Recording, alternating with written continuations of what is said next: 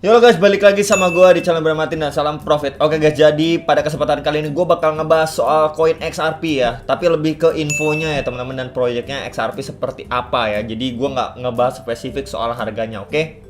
Jadi langsung aja teman-teman. Ini ada info bagus banget menurut gue untuk XRP ya teman-teman. Nah, di sini dia itu di tahun ini 2021 itu masuk ke top 50. Top 50 perusahaan yang bisa dibilang atau dikatakan itu pertumbuhannya cepat, apalagi di era-era pandemi seperti ini teman-teman ya. Kita bisa lihat ya. Kita langsung lihat aja. Nah, oke guys, jadi ini adalah dari webnya CNBC ya teman-teman ya. Nah, kita bisa lihat di sini nomor satunya itu Robinhood ya. Robinhood ini memang udah sering banget kita dengar ya. Ini Robinhood teman-teman. Lalu kita bisa lihat nih nomor 3-nya ini Discord. Wow, ini sering banget ya buat kalangan YouTuber pakai Discord, ini udah sering banget nih. The Internet Chat Room ya. Tuh ya. Kemudian kita bisa lihat lagi apalagi nih. Tuh, Gojek. Gojek masuk 18 guys. Tuh. Mantep banget kan, dan Ripple di area berapa ya? No, di ranking berapa? Di ranking 38. Ya tuh, making wave in crypto regulation. Jadi ini sebuah tanda apa Bang ya? Tanda kalau misalkan Ripple ini memang pertumbuhan atau perkembangannya ini bisa dibilang cukup pesat ya, bisa dibilang cukup pesat di antara banyak perusahaan lainnya yang lagi tengah berkembang juga. Dia masuk di top 50 dan masuk urutan ke 38 untuk tahun ini. Ya, jadi ini sebuah kabar gembira teman-teman untuk para holder XRP ya. Jadi kita tahu juga, oh ternyata si Ripple ini ya, perusahaannya ini emang berkembang terus gitu ya teman-teman, walaupun memang sekarang harganya lagi mengalami penurunan, tapi kan setidaknya kita tahu nih fundamentalnya perkembangannya seperti apa itu kan teman-teman. Jadi kita kalau invest di sebuah koin ya intinya jangan bergantung cuman wah ini koin ini besok bisa naik berapa persen, tapi kita juga harus tahu si koin ini tuh perusahaannya itu jalan atau enggak, projectnya itu bagus atau enggak, kan kurang lebih seperti itu intinya. Next, apalagi Bang? Next ini teman-teman ya, ini adalah sebuah PDF introduction untuk April 2021 ya teman-teman, untuk si Ripple ya. Jadi kita mau bahas sedikit nih ya, inti-intinya aja ya teman-teman, nggak bakal gue bacain rinci semuanya tapi inti-intinya aja ya. Nah, jadi di sini info yang pertama ini adalah Ripple ini ya, jadi salah satu yang sukses ya teman-teman. Nah, ini adalah programnya itu Distribute Ledger Technology. Nah, ini adalah hal yang dikait-kaitan sama yang namanya ramalan dari kartun The Simpsons ya. Nih, Distribute Ledger Technology ini yang sering dikait-kaitkan teman-teman. Nah, terus kita bisa lihat lagi dari Ripple sendiri nih teman-teman ya. Ngebuat untuk via pembayaran itu lebih cepat, lebih murah, dan error free itu udah minim banget lah untuk chance untuk errornya gitu teman-teman ya. Terus dia approve transaksi itu lebih dari 40 mata uang ya, yang lebih dari 55 negara. Tuh teman-teman. Ini aja salah satu tanda kalau misalkan Ripple ini memang bukan kaleng-kaleng gitu kan teman-teman. Kemudian bisa kita lihat lagi Ripple nih teman-teman ya. Untuk cross border paymentnya itu kurang lebih itu 5 detik teman-teman.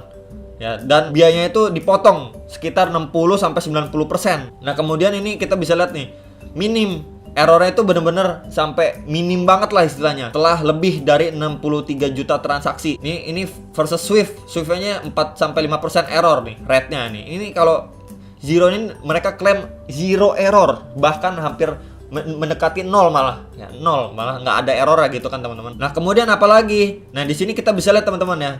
Investor-investor si Ripple ini nih kita bisa lihat nih, already more than 400 customer. Jadi lebih dari 400 customer nih yang Ripple udah punya. Nah, ini juga kita bisa lihat lagi nih teman-teman ya. Dimana itu termasuk beberapa bank terbesar di dunia itu masuk juga ke dalam 400 customernya mereka gitu ya. Jadi wah, dari sini aja udah ngeri bro. Dari sini bacanya aja udah ngeri gitu kan. Kemudian apalagi? Nah, di sini kita bisa lihat ya company snapshotnya teman-teman. Jadi ini didirikan 2012 dan pusatnya itu di San Francisco USA ya. Nah, kemudian kita bisa lihat lagi employee-nya kurang lebih 550-an. Nah, kemudian kantor-kantornya itu ada di New York, Washington, dan di beberapa tempat lainnya. Dubai juga ada, Singapura juga ada. Ya teman-teman. Jadi ini kita bisa tahu ya, oh kantornya di beberapa tempat ya kan. Terus employee-nya ini berapa. Ya teman-teman, ini info-info dasarnya. Ya jadi kita bisa lihat ini kantornya aja udah di beberapa tempat bagus gitu loh. Nah, kemudian ini ada beberapa info untuk investornya juga ya. Dan major klien itu klien utamanya ya. Di sini kita bisa lihat nih. Nah, di sini kita bisa lihat lagi ya, 4 dari 6 bank top di India. Nah, kemudian di Brazil ada 3 bank dari top 6 bank di Brazil ya, Meksiko ya. Jadi ini major kliennya aja nggak main-main guys, nggak main-main ya kan. Nah, kemudian di sini kita bisa tahu juga ya teman-teman, kalau misalkan Ripple ini ya untuk menjadi yang pertama kali yang merubah infrastruktur pembayaran perbankan di dunia ya teman-teman. Jadi ini gila banget. Nah, di sini ada bahannya dan di sini distribute ledger teknologi kembali ya, dimention sama teman-teman untuk si teknologi Ripple-nya sendiri ya teman-teman ya. Kemudian ini adalah proses flow-nya. Ini juga cross border payment-nya teman-teman ya. Di sini ada bagannya. Kemudian next apa lagi bang? Nah di sini kita bisa lihat ya perbedaan dari pools of ideal capital drive up ya teman-teman, cost-nya sama dibandingin dengan XRP. Nih, ini perbandingannya ya teman-teman. Kita bisa lihat tuh perbandingannya. Nah ini juga perbandingannya kembali tuh teman-teman ya. Kalau misalkan si Ripple ini tuh less than 5 second, 5 detik tuh for 55 country covered by RippleNet tuh. Ya.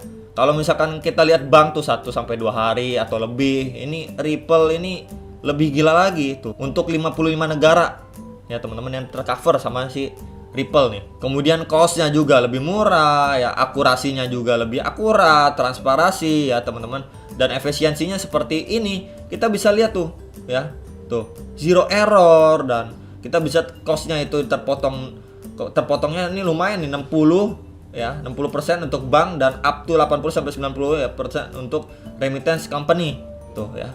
Jadi ini sebuah tanda bagus banget teman-teman. Untuk si Ripple ini programnya bukan kaleng-kaleng. Terus next apa lagi? Nah di sini adalah protokol stack-nya. Untuk yang protokol bawahnya itu seperti settlement, messaging ya, addressing. Kemudian untuk tools dan service-nya itu ada beberapa bagian seperti Xpeng wallet ya. Kemudian untuk use case-nya ini ada 3 nih. Menarik nih, ada gaming, media, dan payment. Dan payment sendiri ya. Kita bisa lihat nih beberapa layernya dari si Ripple protokol stack-nya. Kan bagus juga teman-teman untuk foundationnya ya. Nah ini kemudian untuk software, network, liquidity, dan infrastruktur ya. Ini networknya juga kurang lebih sama seperti di atas dan softwarenya ya teman-teman. Untuk si Ripple ini ya. Jadi intinya itu seperti untuk dalam hal speed ya, kecepatan, akurasi ya, dan cost ya. Untuk biaya dari produknya itu sendiri memang ditekan banget oleh si Ripple ini ya. Makanya kenapa dia ini memang bukan project yang kaleng-kaleng. Cuman memang dia sedang diterpa kasus dengan SEC ya. Nah ini kemudian untuk payment ekosistemnya Ripple sendiri nih ya. Kita bisa lihat ada di beberapa nih. Kemudian yang ada software, rulebook ya, network token ya, dan lain sebagainya ya teman-teman. Terus lanjut kita bisa lihat lagi untuk banking industry stack-nya ya.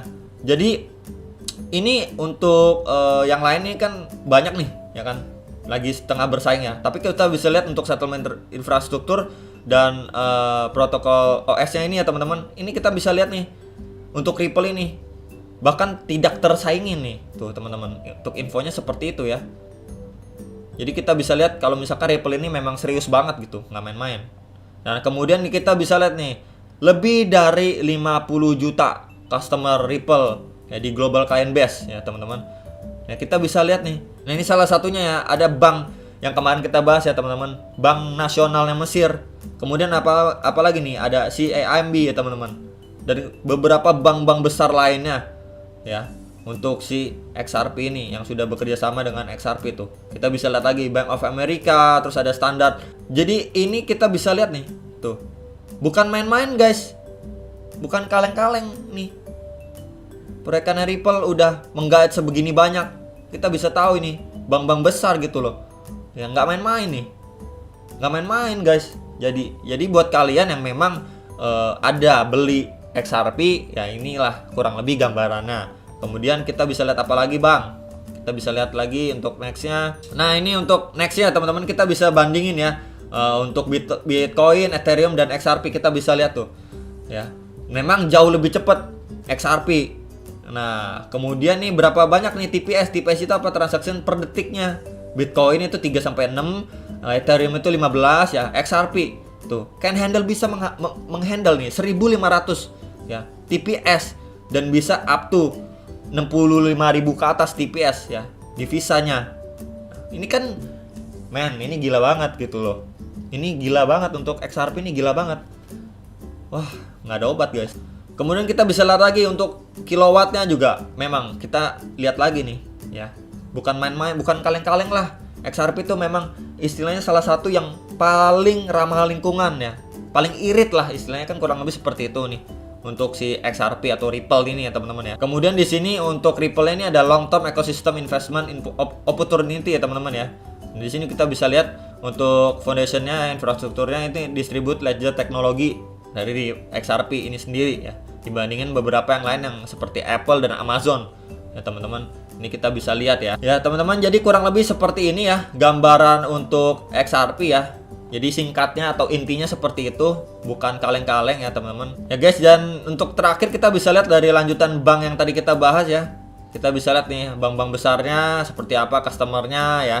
Ini balik lagi, ini bukanlah sebuah proyek yang main-main. Ini gila banget untuk XRP. Oke guys, jadi itu aja mengenai XRP ya, walaupun memang dia sekarang lagi tengah mengalami koreksi untuk harganya dan kasusnya untuk SEC belum selesai, tapi harapan besar ke depan itu harga XRP semoga bisa naik ya seiring dengan proyeknya yang bukan kaleng-kaleng guys ya. Jadi itu aja untuk video kali ini dan sampai jumpa untuk next video. Salam profit.